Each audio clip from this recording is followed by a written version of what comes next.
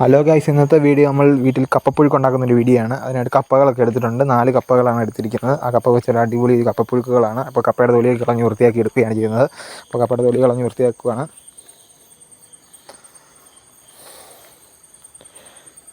കപ്പപ്പുഴുക്കിനോട് സമ്മന്തി ഉണ്ടാക്കുന്നുണ്ട്, മുളക് സമ്മന്തി ഉണ്ടാക്കുന്നുണ്ട്. കപ്പയുടെ തൊലികളെ കളഞ്ഞ് വൃത്തിയാക്കി കഷ്ണങ്ങളാക്കി നമ്മൾ ഇടുകയാണ് ചെയ്യുന്നത്. അടിപൊളി ഒരു കപ്പപ്പുഴുക്കുമായിട്ടാണ് വീഡിയോയിൽ വന്നിരിക്കുന്നത്. എല്ലാവർക്കും ഇഷ്ടപ്പെടുന്ന രീതിയിൽ തന്നെയാണ് തയ്യാറാക്കുന്നത്. അപ്പോൾ ഓരോന്നോരോന്ന് നമ്മൾ തൊലികൾ കളഞ്ഞ് വൃത്തിയാക്കി പാത്രത്തിലേക്ക് ഇട്ട് കൊടുക്കുകയാണ് ചെയ്യുന്നത്.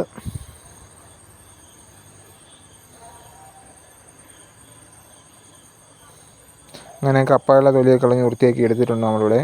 ഇനി നമുക്ക് വെള്ളത്തിൽ വൃത്തിയായിട്ട് കഴുകിയെടുക്കാം.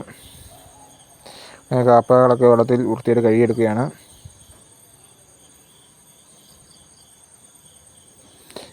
വെള്ളം പൊങ്ങിക്കിടക്കുന്ന അത്രയും കപ്പയുടെ ഇരട്ടി വെള്ളം വേണം കപ്പ വേവിക്കാൻ എടുക്കേണ്ടത്. നമ്മൾ കാന്താരിത്തോട്ടത്തിൽ കാന്താരി പറിക്കാനാണ്. കൃഷിയും കാര്യങ്ങളൊക്കെയാണ് വീഡിയോയിൽ കാണിക്കുന്നത്. ഏത്തക്കൊലകളും ഒക്കെയാണ് കാണിക്കുന്നത്. ഈ കാന്താരിത്തോട്ടത്തിൽ കാന്താരി പറിക്കാനാണ്.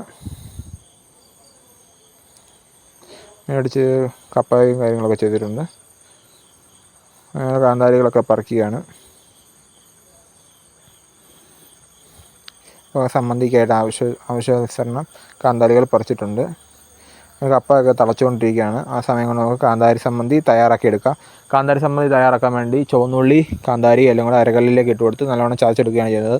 ചതച്ചെടുത്ത് നമുക്ക് കാന്താരി സമ്മന്തി അടിപൊളിയായിട്ട് തയ്യാറാക്കി എടുക്കാവുന്നതാണ്.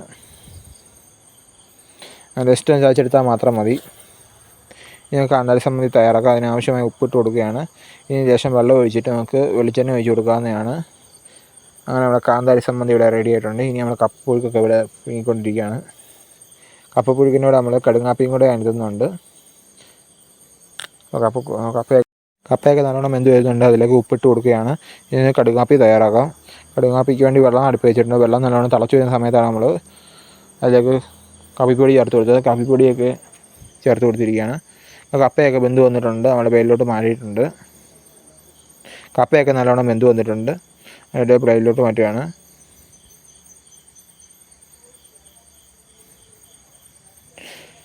നമ്മൾ കടുങ്ങാപ്പിയുടെ തയ്യാറിലേക്ക് പോവുകയാണ്. കടുങ്ങാപ്പിയിലേക്ക് ആവശ്യാനുസരണം പഞ്ചസാര ചേർത്ത് കൊടുക്കാവുന്നതാണ്.